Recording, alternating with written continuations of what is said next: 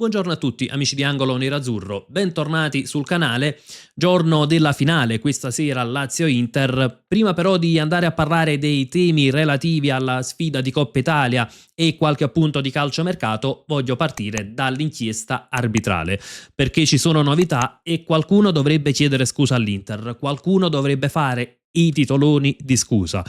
Andiamo anche a vedere a cosa mi riferisco e partiamo dall'articolo di Tutto Sport. Naturalmente vi ricordo anche un bel like al video e l'iscrizione al canale per supportare con 2 semplicissimi click.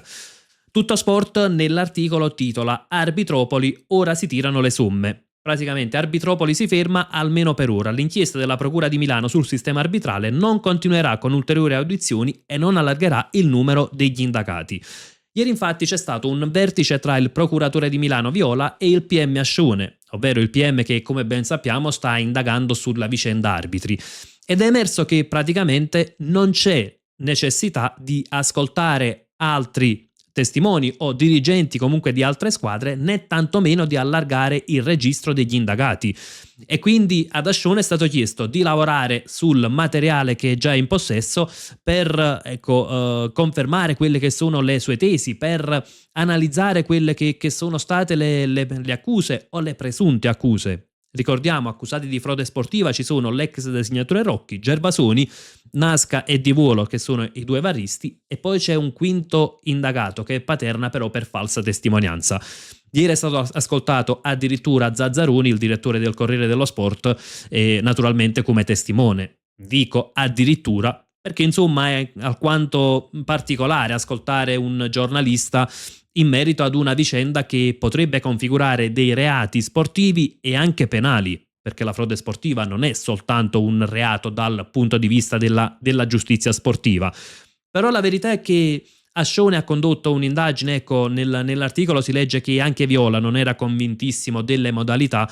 Ascione ha condotto un'indagine molto farraginosa dove ci sono delle ipotesi di reato ma non si capisce con chi. A Rocchi viene imputato le famose bussate alla Salavar e che avrebbe designato arbitri graditi o sgraditi all'Inter, che avrebbe avuto un incontro durante la semifinale di Coppa Italia, quella tra Milan e Inter, però non è mai stato chiarito, non ci sono delle intercettazioni, non si sa con chi avrebbe avuto questo incontro. È stato ascoltato il club referee manager dell'Inter e non è emerso nulla, e soprattutto anche quelle che potrebbero essere delle intercettazioni che ha in mano la procura, che poi non sono state comunque pubblicate, però non si configurano reati, non c'è una vera pressione, non c'è una forma di violenza come per esempio era emersa in Calciopoli. È una situazione completamente diversa rispetto a quella che era emersa in Calciopoli, e ad oggi la strada più probabile, sia da quanto leggiamo e sia secondo la mia opinione, è che questa inchiesta venga archiviata, che alla fine nessuno sarà punito, neanche Rocchi, neanche Gervasoni saranno puniti, perché fondamentalmente c'è il nulla. Anche perché poi ci hanno detto, ma i dirigenti parlavano con Rocchi. Poi andiamo a vedere il codice della giustizia sportiva e non è un reato se si parla col designatore, non per avere dei vantaggi, per truccare le partite, per dirla in parole più semplici. Se non è quello il fine, non è un reato parlare col designatore. E allora c'è praticamente un'inchiesta basata sul nulla. Adesso però mi concentro su un altro aspetto, è che quando è partita questa inchiesta, quali erano i titoloni dei giornali? Rocchi, accusato di frode sportiva, avrebbe favorito l'Inter, avrebbe designato arbitri graditi, avrebbe schermato gli arbitri sgraditi all'Inter. C'è stato un incontro con i dirigenti dell'Inter. Questo l'abbiamo visto ben evidente nelle prime pagine dei giornali, nei titoloni dei giornali. Oggi questo Arbitropoli, ora si tirano le somme. Guardate lo spazio che occupa su Tutto Sport. Praticamente è uno spazio molto ridotto, un titolo che non fa rumore perché non infanga l'Inter. Poi il titolone, i tifosi non si fidano degli arbitri italiani. Che novità che in Italia insomma ci sia sempre una certa idea di complottismo, che si pensi sempre alla malafede, che non escludo che possa esserci, attenzione, però ecco, diciamo che ad oggi non c'è nessun elemento che ci faccia pensare né che una squadra abbia indotto gli arbitri a prendere determinate decisioni, né tantomeno almeno da quello che sappiamo, il PM ha in mano degli elementi che effettivamente possono punire la classe arbitrale o un componente della classe arbitrale. Oggi quindi io mi aspetterei che si faccia un bel titolone: Arbitropoli, ci siamo sbagliati, l'Inter non è coinvolta, e invece quando si va a sgonfiare la vicenda, dove viene dato spazio, perché sulla Gazzetta e sul Corriere dello Sport lo spazio neanche viene dato, quando si sgonfia il tutto non si dice che l'Inter non c'entrava nulla e che è stata tirata in ballo in maniera ingiusta. Non si pongono delle scuse all'Inter per come la stavano infangando. Anzi, visto ciò che hanno fatto finora i media, i giornali, le varie trasmissioni televisive, ancora oggi c'è chi dice che comunque l'Inter aveva dei favoritismi nelle sale VAR, che comunque si faceva designare arbitri graditi, arbitri sgraditi, però non è emerso nulla perché avrebbe troppo potere, un qualcosa di assurdo. La forma più estrema del complottismo è questa. Ed anche lo stesso Tutto Sport, che tante volte abbiamo visto ha fatto articoli paragonando il tutto a Calciopoli, paragonando ai comportamenti avuti nell'inchiesta Calciopoli, ora dovrebbe chiedere scusa, dovrebbe sottolineare che non ci sono gli elementi per assimilare questa inchiesta a Calciopoli. Purtroppo sappiamo non è così, perché quando si devono fare i titoloni per infangare si fanno sempre con una certa facilità.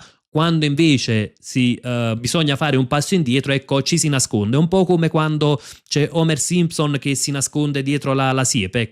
Hanno fatto un po' la stessa cosa i media italiani nei confronti dell'Inter. Passiamo invece anche ai temi che oserei definire di campo, e quindi alla finale di stasera. La Gazzetta dello Sport titola Coppa Mia, ore 21, la finale Lazio-Inter.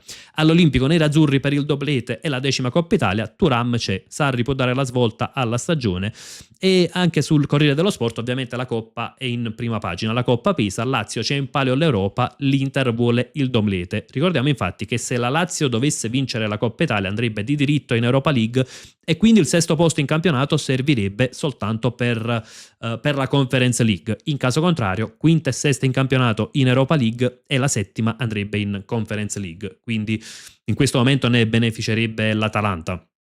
Andiamo anche a quelle che sono le probabili formazioni, e la novità emersa poi nel pomeriggio di ieri, ovvero che Thuram sarà quasi sicuramente un titolare stasera.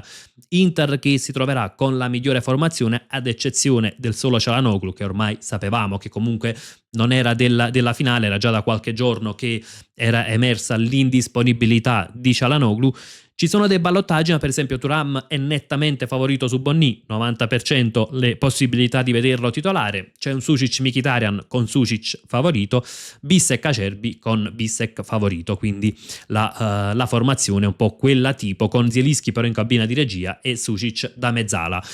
Ecco, l'infortunio di Thuram ieri ha fatto aprire un po' un dibattito, soprattutto per quanto riportato dal giornalista Alfio Musmarra, perché ha sottolineato che in pratica l'infortunio di Thuram non era un infortunio reale, era soltanto una mossa per scovare una talpa all'interno di Appiano che facesse uscire, che aveva fatto uscire diverse notizie. E secondo Alfio Musmarra, l'Inter avrebbe individuato questa talpa che era nello staff medico e che quindi sarà licenziato a fine anno. Ora non sappiamo se questa notizia è vera, se è un'indiscrezione confermata o meno, perché chiaramente poi Chivu in conferenza stampa non poteva confermare, anche se fosse vero. Chivu ha sottolineato soltanto che sono stati fatti degli esami strumentali, non sono emerse lesioni, praticamente non è emerso nulla dagli esami, e quindi che Thuram si valutava nella giornata di oggi se schierarlo titolare. Ora, ammesso che, mettiamo che sia vera la notizia di Alfio Musmarra e quindi che è stata individuata la talpa, è un'altra un'altra grande giocata di Chivu da allenatore, perché l'ennesima dimostrazione che in questo momento ha saldamente in pugno la squadra Inter e che è consapevole delle sue abilità. Ecco, non è più quello che veniva definito uno stagista, adesso è a tutti gli effetti un allenatore che riesce a gestire il mondo Inter a 360 gradi. Se non dovesse essere vera quella notizia, non metto in dubbio il giornalista, ma chiaramente sono sempre delle notizie dove c'è il dubbio, rimane un po' un pizzico di dubbio, però sicuramente Ecco, la cosa positiva è che Thuram sarà della partita, che non sono emerse lesioni o altro e che quindi l'Inter può contare sulla migliore coppia d'attacco, perché è una partita che riserva tante insidie. È una Lazio che Sarri ieri ha detto che praticamente ha preparato qualcosa di diverso rispetto a sabato, e sarebbe, ecco, anche alquanto scontato visto come è andata sabato. Però è una partita molto diversa, è una partita diversa per l'ambiente dove ci saranno entrambe le tifoserie, è una partita diversa per quello che conta, per come anche la Lazio può salvare la stagione, quindi insomma, in una partita che sarà comunque complicata, importante avere la coppia d'attacco titolare. Arriviamo invece anche ai temi di calciomercato, perché si è parlato di Mouaremovic, l'Inter avrebbe l'accordo col calciatore e starebbe cercando quello col Sassuolo, ha fatto un'offerta di prestito con obbligo di riscatto, ma ieri si è parlato tanto anche di Solé e soprattutto di Pavard. Solé avrebbe offerte da altre squadre, ma ha messo l'Inter come in cima alla lista delle preferenze, quindi per Solé la priorità è l'Inter. E c'è poi l'altro nome relativo alla difesa, è Pavard, che tornerà dal prestito al Marsiglia perché non sarà riscattato. Secondo quanto riportava Sky Sport ieri, Pavard vorrebbe giocarsi il posto, vorrebbe rimanere nell'Inter di Kivu.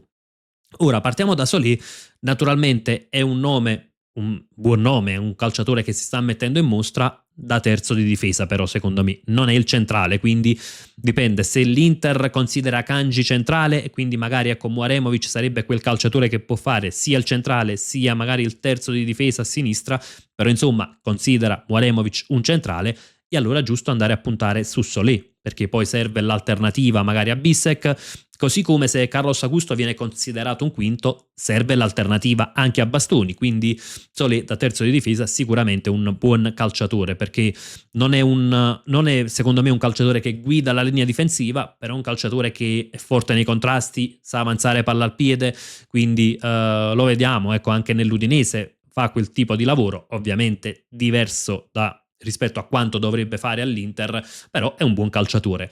Il nome di Pavard però è la vera novità, perché Pavard fino a qualche giorno fa veniva dato come sicuro partente, quindi che di rientro dal Marsiglia, ma con l'Inter pronta a trovargli una nuova destinazione. Non so se è cambiato il piano dell'Inter, forse è Pavard che vuole giocarsi le sue carte. Il fatto che Pavard apra alla permanenza all'Inter significa che comunque i problemi di natura ambientale, quindi comportamentale, sono dei problemi risolvibili. Il punto è un altro.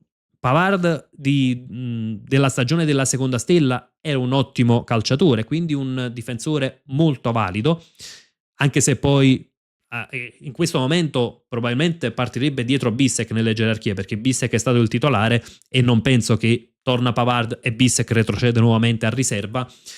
E il punto è un altro. In primis, se Pavard torna quello della seconda stella, perché lo scorso anno è stato discontinuo, al Marsiglia anche non ha convinto, e poi c'è l'altro aspetto legato alla parte economica. Come dicevamo qualche giorno fa, Pavard pesa tanto nel bilancio dell'Inter, perché ha un ingaggio da 5 milioni che va a pesare per circa 6 milioni e mezzo all'ordo, beneficia del decreto crescita, però insomma comunque è un ingaggio molto pesante, ed è a bilancio per circa 6 milioni e 4 all'anno, quindi ovviamente di ammortamento. Significa che ogni anno va a pesare per 13 milioni sul bilancio dell'Inter. È un peso molto importante per un calciatore che sarebbe una riserva. Come detto qualche giorno fa, più di lui a bilancio pesano soltanto Lautaro e Barella. Tutti gli altri calciatori, anche titolari, anche fondamentali, non pesano quanto Pavard nel bilancio annuale. E quindi è chiaro che l'Inter potrebbe essere tentata dalla cessione, sia perché non ci sono garanzie sotto l'aspetto tecnico, sia per l'aspetto economico. Il punto è che comunque anche la cessione non è semplicissima, l'abbiamo vista lo scorso anno, l'Inter che ha messo praticamente Pavard sulla lista dei partenti già da giugno ha trovato l'unica soluzione nel Marsiglia, ma prestito con diritto di riscatto, che quindi non assicura nell'introito e non tra virgolette cancella il peso a bilancio, perché sì, l'ingaggio è stato zero perché è stato pagato dal Marsiglia, ma ovviamente c'è l'ammortamento.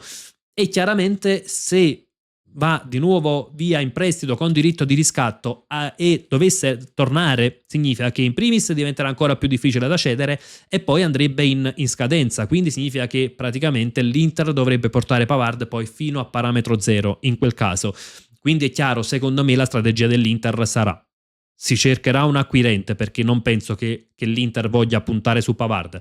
Se l'acquirente non dovesse esserci, se l'acquirente magari cercherà delle formule particolarmente vantaggiose, quindi che non convincono l'Inter, a quel punto potrebbe valutare la permanenza di Pavard. Ribadisco però, era una notizia soltanto data da Sky Sport, dovrà sempre essere confermata, un po' come tutto quello che riguarda il calciomercato. Aspetto anche le vostre considerazioni nei commenti, sia sull'indagine arbitrale, sull'indagine che si è sgonfiata tantissimo e che praticamente sembra ormai volgere al termine con un nulla di fatto, sia sulla partita di stasera e naturalmente anche sul calciomercato, che oggi, ecco, ci siamo concentrati sulla difesa, quindi sui nomi di Muaremovic, di Solé, di Pavard, insomma nomi ognuno di loro validi, ovviamente in maniera diversa, però nomi che comunque hanno un costo, e con Pavard ci sono tante difficoltà da valutare. Come sempre confrontiamoci nella sezione apposita e come sempre io vi lascio con un gran bel Forza Inter.